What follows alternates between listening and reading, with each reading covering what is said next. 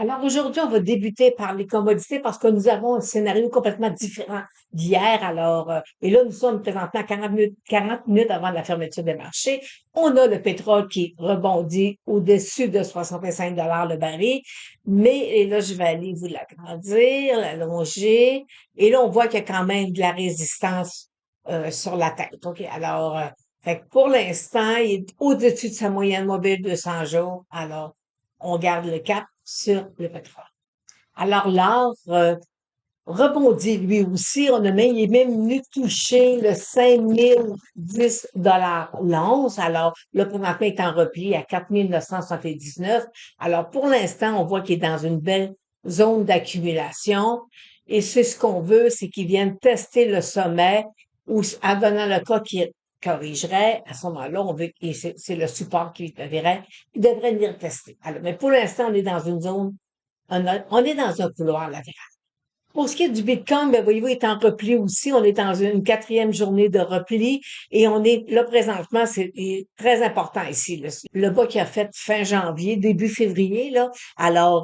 Ici, c'est excessivement important. Fait qu'on, pour l'instant, tant et aussi longtemps que le Ishimoku nous donne pas un renversement de tendance, on pourrait le revoir sous les 50 parce que la condition, il faut absolument qu'il vienne percer le 85 000 sinon, le scénario est un peu plus pessimiste sur le Bitcoin. Alors maintenant, allons voir les secteurs américains qui sont un petit peu plus sur faiblesse présent. Alors, comme présentement, le marché, on a un peu de difficulté, là. Le Dow Jones, il ouvre à la hausse, puis il se replie, il revient vers le prix de fermeture. Fait qu'on va aller voir, j'ai 5 ETF à vous proposer sur le marché américain afin de déceler, voir est-ce que ceux-là sont plus en faiblesse que d'autres. Fait que le premier, c'est le XLC, celui de la communication. Alors, les 5 positions à l'intérieur, c'est Meta Platform, Alphabet classe A ou la classe régulière, Verizon et Netflix. Alors, on voit très bien que Meta Platform et Alphabet font partie des 7 magnifiques. Alors, ce qu'il faut surveiller ici, c'est la moyenne mobile 200 jours qui pourrait venir se rasseoir dessus. On avait ici une espèce de petit triangle, il l'a sorti. Alors qu'on a eu un beau toit parce qu'il est venu nous faire une fermeture 3 jours, puis ça, il est revenu. À ça, généralement, on appelle ça un beau toit. Alors, fait que c'est les titres qu'il faut surveiller présentement sur les marchés parce que vous savez, pour qu'un indice corrige, ben, il faut que les titres qu'il compose corrigent aussi. Alors, et vous devez aussi en même temps les vérifier la composition de chaque indice parce il y a des titres qui vont se déplacer, qui vont passer en huitième position, puis il y en a un qui va venir le remplacer. Alors, fait que faut surveiller les titres qu'ils comptent. Le secteur de la finance, le symbole, c'est le XLF. Alors, sa composition, Berkshire Hathaway, JP Morgan, Visa, Mastercard, Bank of America. Fait que voyez-vous, lui, il a cassé sous sa moyenne mobile de 100 jours. Il est en train de nous faire un petit rebond. Mais ici, là, j'ai une ligne de tendance haussière qui passe autour de 51 à peu près. Disons, c'est ce point-là ici qu'il faut surveiller. Et vous savez, ceux qui sont dans ma formation, vous devez surveiller nos moyennes mobiles 834. Qu'est-ce que nos moyennes mobiles 834 font avec la moyenne mobile 200? Alors, vous savez, c'est un incontournable. Si vous voulez en savoir plus sur les moyennes mobiles, on a une formation gratuite vous pouvez la prendre. Vous allez sur le graalboursier.com et à ce moment-là, vous prenez la formation gratuite qui est, selon certains experts, ce serait une des meilleures formations qu'on a présentement au Québec. L'autre secteur, le secteur de la technologie, alors on voit à l'intérieur, j'ai NVIDIA, j'ai Apple, Microsoft, Broadcom et Micron. Et là, voyez-vous, lui, il est sorti hors de son triangle. Il est venu tester sa moyenne mobile de 100 jours. Il a rebondi. Ce qu'on surveille, mais pour lui aussi, puis je vais aller ce qu'il faut surveiller, c'est nos moyennes mobiles 834 à proximité de la 200. Vous avez, c'est tout le trio. Alors, il faut les surveiller et parce que parfois le résultat est assez surprenant. Le secteur de la santé, le XLV, alors ça, on a eu ici, voyez-vous, un nouveau sommet ici, et c'est ce qu'on appelle, il nous a pas seulement fait un beau trap, il est revenu à l'intérieur. Moi, j'étais baissière sur le ETF, mais avec un nouveau sommet, ça invalide toutes mes cibles. Alors, Eli, Johnson Johnson, AbbVie, Merck et United. Alors, c'est vraiment ces quatre secteurs qui sont, certains sont dans des sommets, d'autres sont un peu plus comme United est un peu plus à la baisse. Alors, fait que ce qu'on surveille présentement, c'est ce support-là, mais il faut pas oublier que la moyenne mobile de 100 jours, elle est haussière. Fait que c'est un secteur qui est un double sommet, mais on a quand même, faut le surveiller parce qu'avant une cassure, à ce moment-là, ça pourra nous indiquer que le secteur est plus fragile. Et on va terminer avec celui de la consommation discrétionnaire, le XLY. Alors, à l'intérieur, on a Amazon, Tesla, Home Depot, McDonald's et TGX qui est winner. Alors, fait que voyez-vous ici, présentement, il est bien assis sur sa moyenne mobile 200 jours. Alors, advenant une cassure de la moyenne mobile 834 qui croiserait à la baisse la moyenne mobile 200, ça va nous indiquer que présentement, le secteur de la consommation discrétionnaire américaine est sur faiblesse. Alors, c'était le petit topo que je voulais vous faire sur les secteurs qui, présentement, sont un petit peu plus en faiblesse sur le marché américain.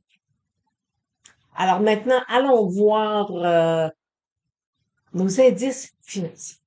Alors, nous sommes présentement à la fermeture des marchés. Alors, sur le Dow Jones, on voit présentement, voyez-vous, on a trois petites chandelles d'indécision, trois petites chandelles suivies de la baisse de la semaine dernière.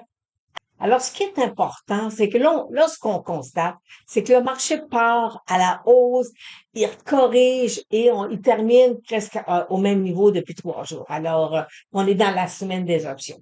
Alors, le marché a un peu de difficulté à prendre son élan. Alors, fait que là, moi, je vais vous dire, là, le support, s'il casse le 49 000, on va se poser une petite question parce qu'il va sortir hors de son couloir ici. Alors, fait que pour l'instant, c'est ce qu'on doit surveiller. Marché canadien, marché du TSX, ben là, on a présentement le secteur du pétrole, puis le secteur de l'or va bien. Alors, fait que là, il va peut-être venir nous tester son sommet, mais voyez-vous, on a une moyenne mobile de 100 jours qui est haussière. Et tant il y a aussi longtemps qu'il est au-dessus de 30 000, on est, c'est confortable. OK? Pour le marché canadien, c'est très confortable. Le Nasdaq 100, ben, voyez-vous, ma moyenne mobile de 200 jours, elle est là. Alors, là, il est dans un couloir latéral. Alors, ce qu'on appelle des phases 3. Alors, c'est ça qu'il faut surveiller. Fait que lui aussi, voyez-vous, là, il monte et il se replie en cours de journée, là, en fin de journée. Alors, puis vous savez, hein, quand un titre boursier part, puis qu'il vient fermer sur son niveau le plus bas de la journée, généralement, faut faire attention. Ok, ça peut être, ça devient pas aussi haussier qu'on aime. Le S&P 500, bon, ben, voyez-vous ici, là, on a un petit croisement des moyennes mobiles 834 à l'intérieur d'un espèce de triangle biseau, alors avec une moyenne mobile qui est toujours haussière. Alors, fait qu'on pourrait lui aussi là, venir venir le voir là, tester là, sa moyenne mobile de 200. Le CDNX, les small cap canadiens. Alors, fait que voyez-vous, il a monté un beau sommet, corrigé, un beau rebond. Et là, est-ce que là, on se pose comme question s'il est en train de me faire une vague 3, une vague d'Elia. Alors, si c'est le cas, alors on peut le revoir là. Sa moyenne mobile de 100 jours sera de nouveau testée. Le gaz naturel, ben, hein, c'est que si je vous parle de pétrole, faut que je vous parle aussi de gaz naturel. Alors, on est toujours en repli et on attend que le marché parte et qu'il vienne revenir au-dessus de sa moyenne mobile de 100 jours. Et vous savez, vous regardez les moyennes mobiles 834 et vous comprenez pourquoi que présentement, techniquement, c'est pas un achat.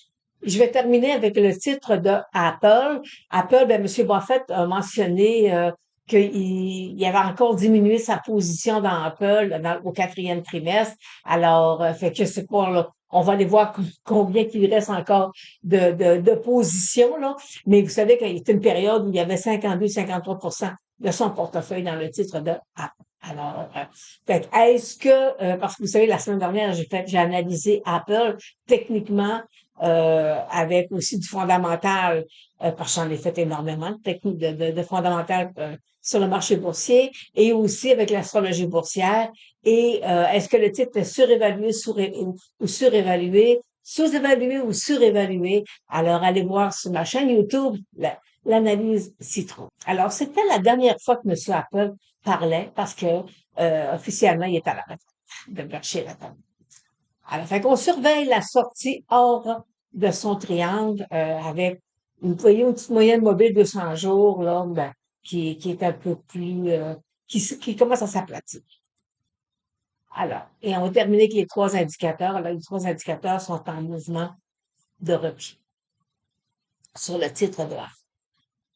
Alors, c'est ce qui termine notre suivi d'aujourd'hui. Alors, on se revoit demain.